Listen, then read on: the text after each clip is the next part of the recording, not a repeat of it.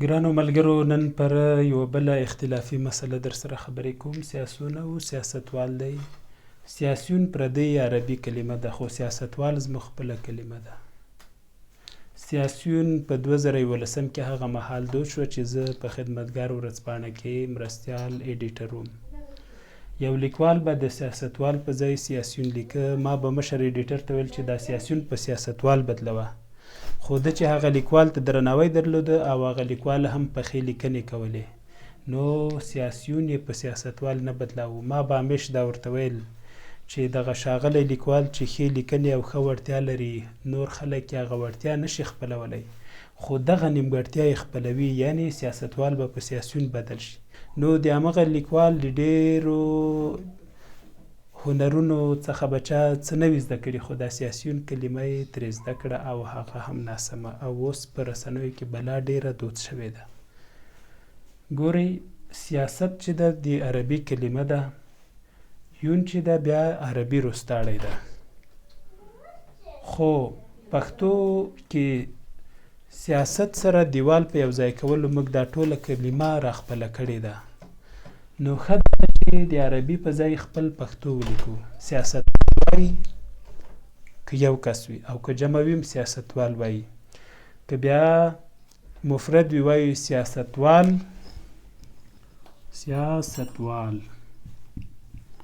وایي.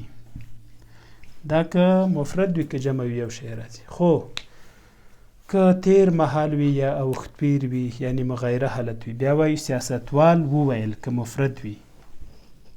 سیاستوال وویل. خو که جمع وي بیا څه وایو؟ سیاستوالو وویل.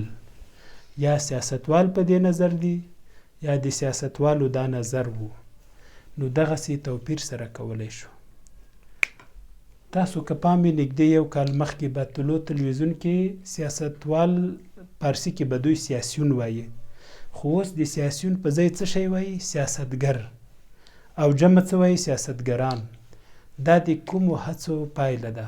تهران کې چې له 2009 نه تر 10 پورې ومه، د یوه ځوان ایراني ژبو کتاب مې لوستو، هغه کې ټول همدا کلمې راغلې وې. پکې ویلي وو چې سیاسون په ځای باید موږ سیاستګر ووایو او جمع سیاستګران کو. خو د 2008 مسله ګوره، کتاب نه پوهېږم 2-3 کاله زما نه مخکې چاپ و. او په افغانستان کې سیاسیون کله په سیاستګر پارسي کې بدل شو؟ 13 کال، یعنی یو کال نه ده پوره. نو پارسي کې لګیا دي عربي رستاړي له خپلې ژبې باسي. موږ او تاسو ته څه ضرورت ده چې سیاستوال لرو او په ځای سیاسیون ووایو؟ اوس بیا که طلوع ته راسو، یو کال مخکې دوی افغانها ویل، خو اوس څه وایي؟ افغانان. ولې وایي؟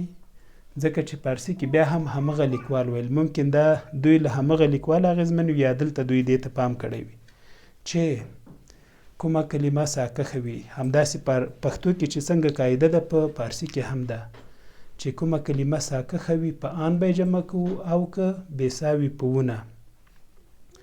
لکه موږ افغانان وایو، غر غرونه وایو. دوی هم وایي چې افغان باید افغانها ونه ویل شي، افغانان وویل شي.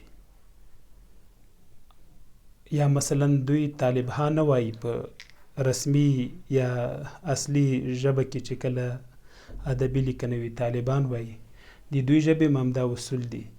نو دا دوه کلمې مې ځکه درته وښودلې چې پارسي لګیا ده خپل رستاړي سموي، نیمګړتیاوې لرې کړي. خو موږ او تاسو چې یو رستاړی سیاستوال لرو، هغه ډډې ته کوو او په ځای سیاسیون وایو چې عربي ده. نو هیله ده چې د سیاسیون په ځای سیاستوال ووایي او ویې لیکي. افغان سیاستوال وایي، افغان سیاستوال وویل.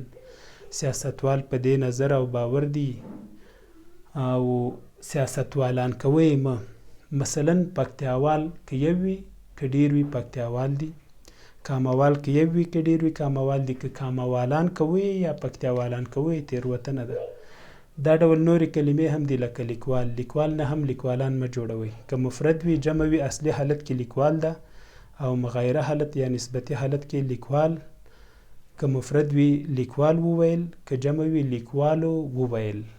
هیله ده چې دا ویډیو به مو خوښه سوي وي او که څه نظر یا وړاندیز لرئ نو راسره شریک یې کړئ. پښتو لرنینګ یوټیوب چینل در سره سبسکرایب کړئ. پښتو زده کړه فیسبوک پاڼه خوښه کړئ. دا هم زما فیسبوک دی او دا هم زما ټویټر دی.